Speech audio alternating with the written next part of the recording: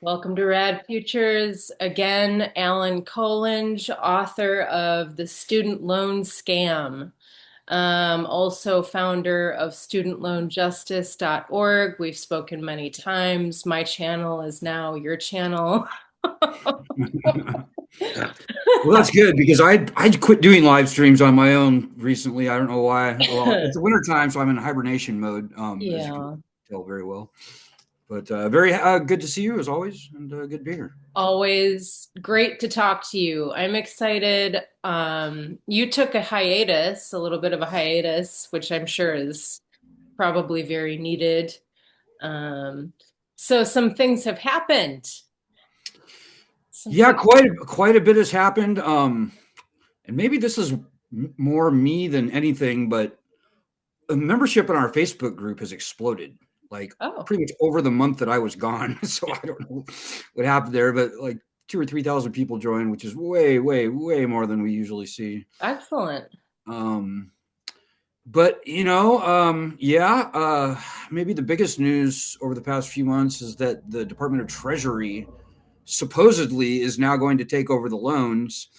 And Right. this is just yet another attempt to rearrange deck chairs on a sinking ship. Yeah. Like Jessica, when Trump first came into office, they go, "Oh, we're going to give all the loans to the SBA," which made 0 sense. And now they're moving the loans again to Treasury, which makes a little bit more sense actually, but not in a good way. Not not in a good way for student loan borrowers at all. Right. Uh, you know, People are very worried about things like central bank digital currencies and so on and so forth. Well, I truly believe, Jessica, that the student loan debt portfolio, the federal portfolio, certainly, it's probably going to be the guinea pig. It's the tip of that iceberg, and they're going to see just how far they can push us, how much wealth they can extract from us. And I maybe I'm a conspiracy theorist, but I think the whole federal student loan scam is as much an exercise in social engineering as actually making money for the government. Yeah. Because right now, the government is not making money on these loans. I mean, Yeah. today 67%, 2/3 of all student loan borrowers are no longer making payments. Mhm. And I don't think that's going to go, I don't think that's going to become more people paying. I think it's going to become less people paying. Yeah. To my humble opinion, is a good thing. I mean, in my humble opinion, nobody should be paying their money into this loan scam. I mean, it only makes it stronger. Yeah. So this move to Treasury makes it very easy to keep a very close eye on people's finances, Mhm. to abscond with their tax returns, do wage garnishments, other collection activities. And when the federal government is the creditor, it's pretty hard to run and hide. Uh, Right. and so there's that. Maybe Well, here's something that we talked about earlier, and this to me is probably the biggest macroeconomic news, and that is that we are seeing younger people who are now graduating from college. And by the way, older people outnumber younger people, but that's beside the point. Yeah. Younger people are being launched into this debt where we're seeing job placement rates for at least forecast for 2026 of like 12%. Right. So like you only have a 1 in 10 chance of getting a job as you graduate from college this year. And that's not for, underwater basket weaving degrees. That's for computer science. And so, 20 years ago, it was, oh, go to college. You got to go to college. And, 10 years ago, it's like, oh, okay, yeah, no, you got to go to college, but you got to do STEM. You got to do computers and engineering and math and science. Coding. Yeah. Yeah. Coding, yeah, exactly. And now the whole thing is, well, go to trade school. Go to trade school. Be a In plumber, fact, I guess. Like nobody knows, yeah. and Now I I'm can. sorry. Yeah. Yeah, go ahead. I was just going to bring up a quick visual, that Twitter thing that we. Yeah, let's read that. Let's read that out loud because there might be Okay. people who are visually impaired, so it might help to read that out loud. I think that's a very, very helpful breakdown of the Yeah, reality that a lot of people, millions of people, are currently facing right now in 2026. Um, that's exactly right. I think I need to share. You need to enable sharing for me to get it up there. sure. Let me see. But if that's what's going on for STEM grads, 12% job placement rate within 6 months of graduation. Can you imagine what it is for others? It's got to be. I mean, it almost seems like this could be the end of the line uh, for going to college. I mean, I don't. Well, I have a hard time. they're certainly pushing that narrative, right? They're pushing the trade school narrative pretty hard. Excuse Yeah, me. but we can only have so many ditch diggers in this country. And I mean, Okay.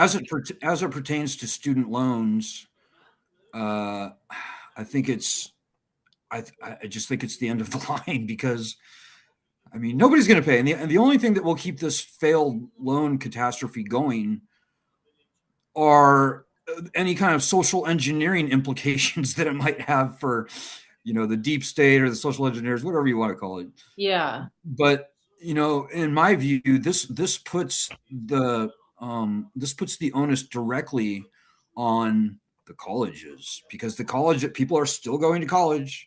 They're Right. they're still taking out the loans. The colleges are still more awash in cash today than they ever have been in the history of colleges. Colleges are sitting in the catbird seat.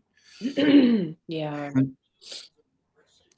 So as I was kind of mulling it over, I took everything off. I went completely off the grid for a month. It occurred to me that, you know, because it would appear that legislatively both parties are against us, Right. and both parties apparently have made the calculation that this federal student loan thing is more valuable to them than the existence of their parties. We continue to push the Republicans. We're a nonpartisan group, but we're very partisan aware. But in the absence of any kind of meaningful legislation, and today I can point to not even one bill that holds any promise for us. I think we need to start coming after the colleges. Um, I think we need to start hitting the Ivy League college presidents really hard. Any sort of local activity that we can foster at local colleges. Um, that's kind of a tough battle to fight. It's very hard to get students to protest, but everybody, every one of the 43 million student loan borrowers out there, they have an alma mater, and I can show you a college that costs 10 times more today than it did when they were in school, at least Oh, yeah. Definitely. so that's kind of our new thrust. We continue to fight first and foremost for the return of bankruptcy protections to the loans, also for loan cancellation by executive order. But Mhm. that second thing has gotten pretty difficult. The good news is when the first thing happens, when we get the leverage of bankruptcy back, they're going to have to cancel loans like Mhm. very broadly and deeply because all the private banks will demand it. No Yeah. bank wants to see a huge wave of bankruptcy filings. Even if it's for student loans, people are going to bring their other debts into those bankruptcies. And so Wall Street will suddenly turn to our side when we get the ball moving on that. Yeah. And the college presidents know full well how badly they are screwing the country, and they know that their ability to stay above the fray and out of the crosshairs when it comes to public excoriation and the pitchforks and the torches, they're out of runway. They just Mhm. can't continue this any longer. Yeah. So that's going to be our focus, um, certainly for the next month or so. There's going to be a lot of very hoity-toity college presidents who are going to be hearing from us in a very strong way. And what I personally think is a really good idea is to return bankruptcy rights to the loans. The estimated discharges per year from that would be somewhere around $6 billion, maybe a little more, probably not much more. But the colleges, even just the Ivy League colleges alone, their endowments grow by like $20 billion every year. And Yeah. that's just the top, 8 schools. That's just the Harvard and the Princeton and the list. So the colleges can very easily afford to pay at least something. Maybe half. I think that might be better because I think the federal government also needs to have some skin in the game. But Hmm. I think that's a very politically workable solution. And quite frankly, in my humble opinion, the college presidents should be volunteering to do this without having to be pushed. So we'll see what happens over the next few months on that. Yeah. Do you have that entire tweet that we can read out, Oh yeah, I, or just snippets I of it? yeah, I thought I had brought it up, but let me try again here.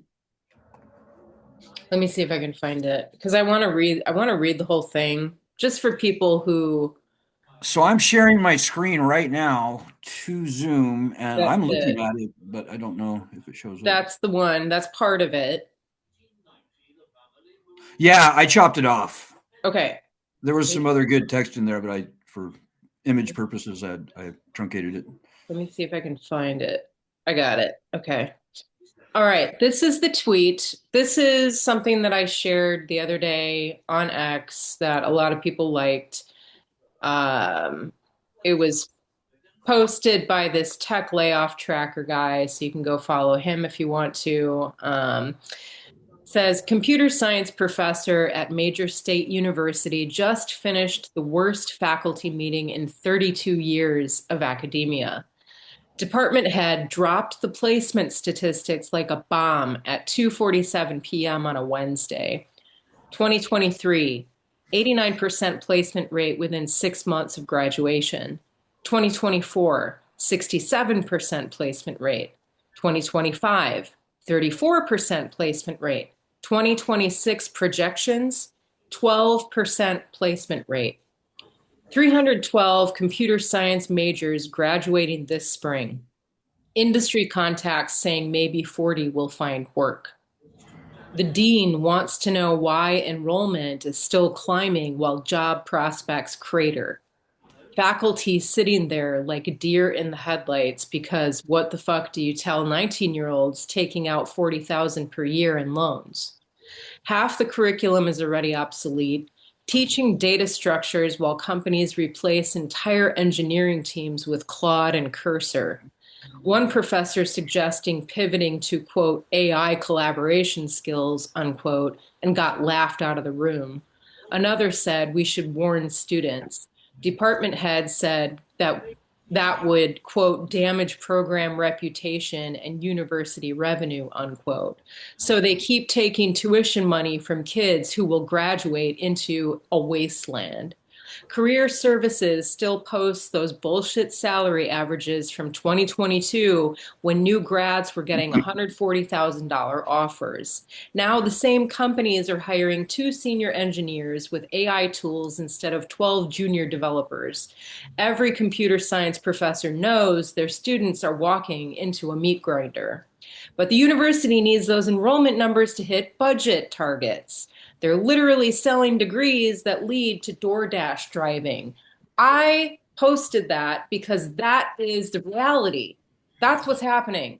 And people, like boomers and stuff, are posting, get a job, loser. You know, get a job. Okay, well, everywhere I look, people are literally fighting to try and find a job, right? When you post 43 resumes per week and you get literally zero callbacks, and like less than half of them have the nerve to even email you a confirmation email, it's nuts. And you wonder why, like Luigi Mangione, like why he lost his mind. For Well, sure. I think he was a perfect example of a guy with a master's degree in computer science, got just a disgustingly mechanical job that probably today doesn't even exist. I would. There's a fair chance that's true. I went to college for this to be the what? It Yeah. makes no sense to young people, and we're out of kicking the can down the road. We've gone from go to college to go to STEM to now go to trade schools. But I'm here to tell you, Right. I think in the next 5 years, we're going to have more than enough plumbers and roofers and so forth to deal, to fill those jobs. I don't know. I don't know where the jobs are going to come from anymore, Jessica. I Maybe don't political either. action. I don't either. And I mean, the problem is this is such a multi-layered issue, right? Because you have the job economy. I mean, it's absolute shite right now because all the major companies are laying off workers en masse in favor of new AI sort of, robots basically taking over what used to be human tasks. Right. Um, you know, So they've literally hired people to train the AIs and then now they're firing them in order for those AIs that they've trained to take over their You know, it's position. even more diabolical than that because, tech workers, they can just grab the archive of their work over the past 15 years and they can just use that to train the AI. And there you go. Yeah. You don't even have to train a replacement. Uh, Uh, so I don't know where this is going to go. But the one thing I can tell you is as far as solutions go, number one is erasing student loan debt. mm, We've got to give our people at least a little bit of hope. We can't just unleash them into the abyss, as they say, hmm with this debt hanging around their necks. I think that's really, in my humble and slanted opinion, I think that's really the first thing. It's just a no-brainer to give our young people at least some kind of hope. A congressman recently in the last several days posted something he was trying to get feedback on some bill he's pushing. It was increasing the Pell Grant, right? Okay, so he's talking about student loans and let's increase the Pell Grant to make it more affordable for low income students. I said, great idea. However, this is not the way. This is not going to do anything for the 43 plus million currently suffering student loan borrowers who are knee to neck deep in this debt, right? First, what you have to do is address that problem. You have to cancel that debt because that's the only way you're gonna drive the economy in a positive direction, right? Nobody has spending power right now. The consumer is being crippled because of this debt That's on a right. national scale. So you have to cancel that. Then, once that's done, you have to cut off the dragon's head. You have to stop giving student loans to the universities until the universities come up with a fucking plan to lower their tuition rates. That's what they have to do. That's exactly right. In fact, we came up with like a 10-point plan or something a couple of years ago, which pretty much said exactly what you said.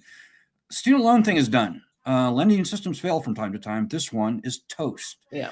And talking about Pell Grant, I've been quiet about Pell Grant for many years, but I just can't take it anymore. All the whole media push and political push for Pell Grant stuff, that's nothing more than the colleges trying to get more free money from the government. If Yeah. you increase Pell by $5,000 per student, then the colleges just increase their prices by $5,000 per student. That's And it. that doesn't decrease student loan borrowing by even a nickel. No. And this is the colleges sitting in the catbird seat. They have the run of Washington, D.C., apparently. Right. Look at where probably at least half of all former members of Congress go after they leave their jobs. They go to teach or be a president or a trustee of a college. Right. And so, no more. And this gets back to my earlier point. We got to have come after the colleges. We can no longer afford as a country to let these colleges continue to trample, conquer, and enslave our citizens in debt, particularly Yeah. for degrees that, by all by all uh, data, is not going to return much on that investment. Yeah. I mean, if anything, it's probably going to ruin 85%. So here's a stat. I say it all the time. I have to say it again. Around 85% of all student loan borrowers today they were never going to be able to repay their student loans even before COVID.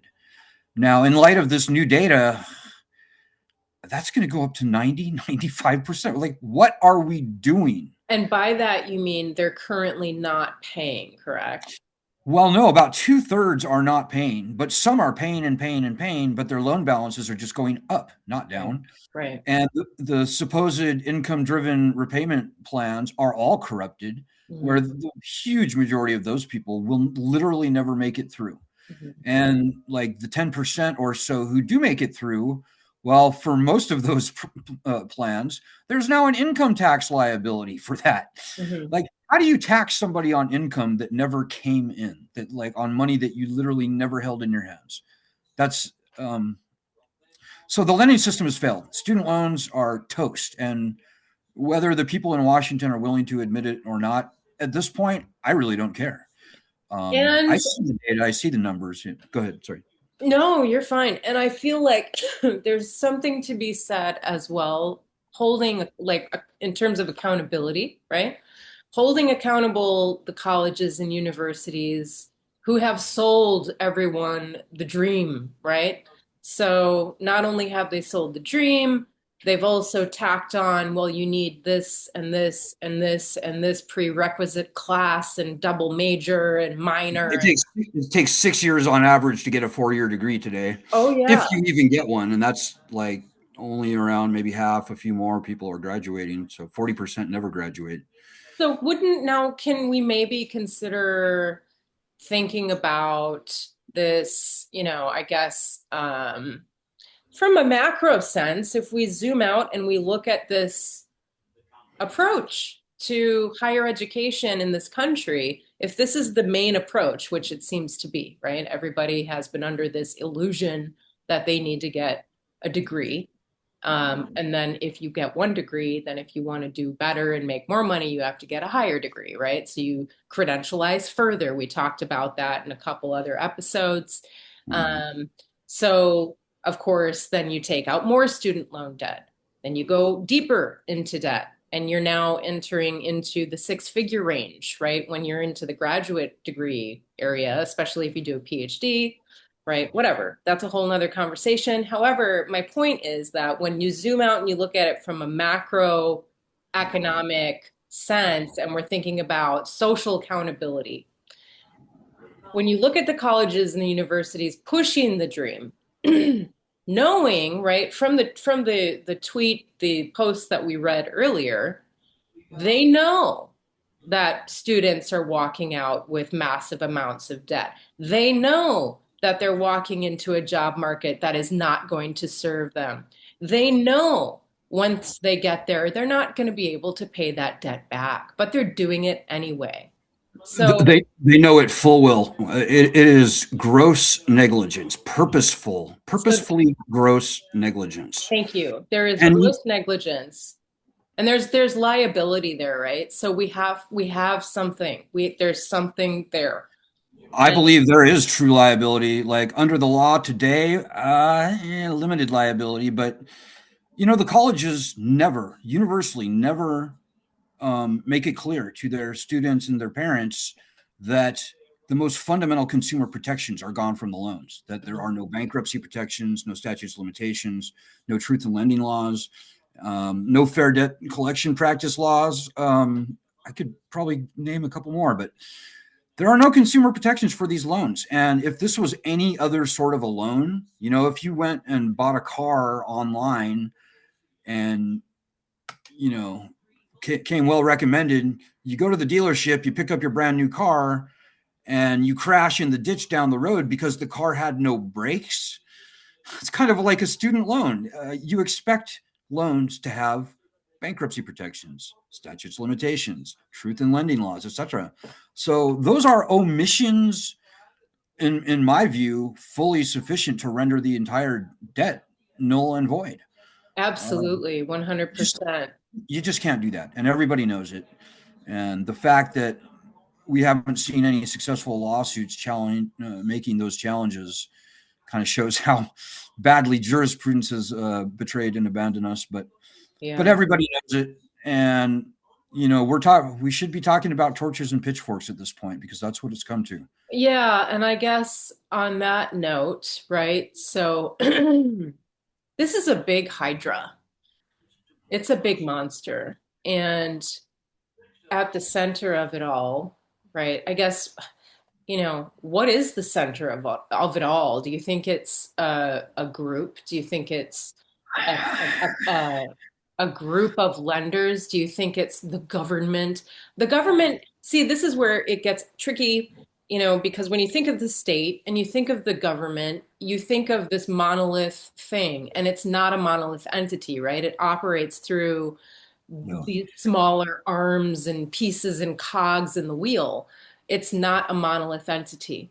So you have things like the servicers, right? The servicers who provide the customer service, they do the harassing, they call you, they are the ones, pushing the paperwork and getting garnishments going and whatever. So the government is operating through these private sort of firms and whatnot. What is the center of it? I mean, if we made a map of it, right? Yeah, it's a great question. When I first started student loan justice 20 years ago, the center, in my view, was the lending industry. It was Sally Mae, it was Nelnet, and these companies all are servicers today. Right. Uh, and I think I was wrong in that assumption, though. I honestly think that the center of the hurricane, the queen bee of the nest, honestly, I think it's the colleges. I mean, if you just follow the money, yeah, surely the lending industry is making a ton of money. Um, but as I've studied this very closely over 20 years, and I kind of see how the media operates and how, this college president whispers in this ear, or this college lobbying organization, like ASCE or ACE, you name it, how they whisper and what they say and what they don't say. I really think it's the colleges. Although let's not let's be fair. It is the colleges, absolutely number one, but it is also these servicing companies. It's also pit viper's nest of Wall Street lending interests for private student loans. It is also the federal government. Yes, it's the Department of Education, but you know what? It is also the Treasury Department, and I can say that very strongly. When our petition that ignited the whole thing about canceling student loans by executive order really started to get big, a couple of very important, this is a mishmash, a couple of very important academic articles, they were complete junk, came out saying, number one, student loan cancellation will benefit the wealthy largely, that it's regressive. And also making just other points that were seized by the lending industry, and talking about how much it would cost. They go, oh, canceling Joe Biden's student loan cancellation plan will cost the taxpayers between 400 billion and $1 trillion. Mhm. These were both bald-faced, provable lies. People who own student loans are, by definition, economically disadvantaged. And Yeah. given that 2/3 of them can't even make payments at all, these are not wealthy people. And 40, and I could go on, but I'll just say I've never been so incensed to see such garbage, fake, lending-sided propaganda come out of these two gentlemen. One was an economist at the University of Utah. The other is economist at the Wharton School of Business. Um, uh, I'll just name them. Adam J. Looney is the one, and the other escapes me, but I'll put his name in the comments. These two guys are both Harvard graduates, Harvard PhDs in economics. But what's more important, and I would say sinister, is that both of them worked for years at the U.S. Treasury Department. And that's just one data point that I could paint that directs the Department of the Treasury, that points the finger right back to the Department of the Treasury. So it's a pretty nasty bunch of people. If I had to say we're in a class war, I would say they would be the servants of the king in the class war. If this was England uh, Yeah, years ago, yeah. This is it's so. it's it's the wealthy elites who are willing to lie, um, and so it's kind of a bit of everything. Yep. So I like to call them the deletes.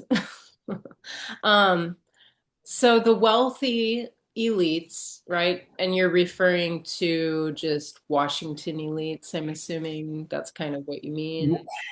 Well, it's hard to know who's in the secret club, but I can for sure tell you that Kent Smetters at the University of Pennsylvania, that's the other guy, and Adam Looney, these Treasury pedigreed Harvard graduates who purposefully lie. And these men are not stupid; these are Mhm. smart guys, and they're willing to lie to keep this loan scam going. So that gives you a little bit of a hint on how important this thing is to.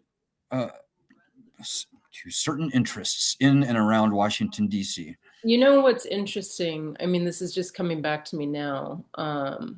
After reading some of the Epstein files, I know, and you probably know too, probably just from seeing it online, I'm sure. Epstein was very involved in Ivy League stuff. Um, he Very involved. was involved with a professor, I think more than one actually, at Harvard University. He He was. was a darling of the Harvard, Caltech, where I worked after graduation for 3 years. uh He was a very key part of the highest echelon of academic, hoity-toities. There's no doubt. Hmm. And then he was also part of MIT's, he was funding some kind of thing at MIT.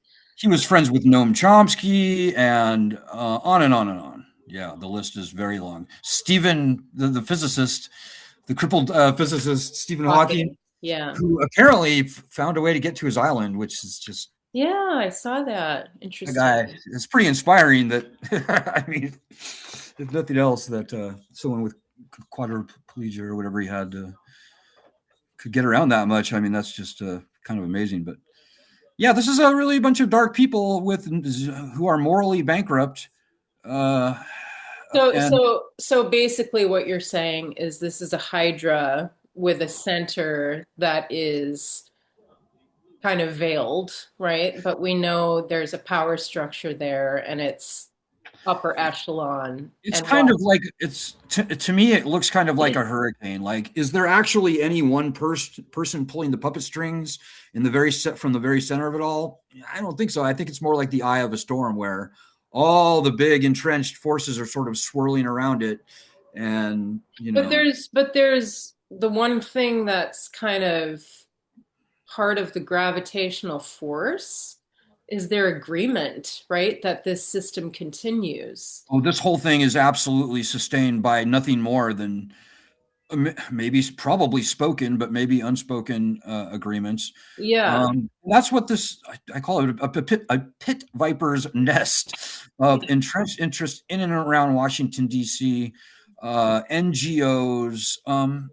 It's the upper crust crowd that runs the country, and hopefully it will So not always run the country, but perhaps they will. Who knows? so the pedophile class. The Epstein class. I suppose that's maybe a fair thing to say. Yeah. And they love to conquer and enslave the citizenry in debt. I mean, there's no more Yeah. effective instrument for keeping the people, keeping the rabble from getting roused. And but you can only perpetuate an unconscionable, nationally threatening loan scam like what the student loan scam is.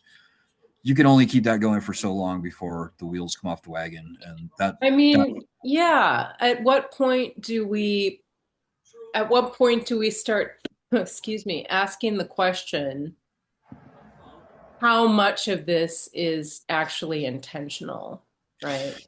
I've been asking that question for many, many years now, but uh, smoking guns, these people are very sophisticated. You know how nobody went to jail during the whole subprime financial crisis. Mm. Very few people went to jail even for like the Enron thing. And I'm not sure that anybody went to jail for the S&L crisis of the early 80s, late 70s. So these people are very sophisticated. Um, but I've seen everything that I need to see to very firmly arrive at the conclusion that people need to fight. People need to stop feeling so cowed and subordinate Yeah, to bad law. And the laws that govern this federal student loan scam, it's bad law. It's unconstitutional. And if yeah, the government ever tried to sue me, I would sue them back, and I would take it straight up to the Supreme Court if I had to, yeah, because you can point at any number of constitutional amendments, even language from the heart of the Constitution itself, which clearly prove that this is an illegal, unconscionable, unconstitutional yeah, loan scam. yeah, I would hope it wouldn't have to come to that. The founding fathers were pretty smart, and they knew that debt was a clear and present danger to this country. And I would like to hope that there's at least a few good people out there within academia, um, within, you know, the government, even on the lending side, who at some point will have to capitulate. They'll just have to acknowledge, no, this is just yeah, nonsense. yeah. And we're 5 years past the point of total system failure, in my humble opinion. All right, Thank you. awesome. Bye. Bye.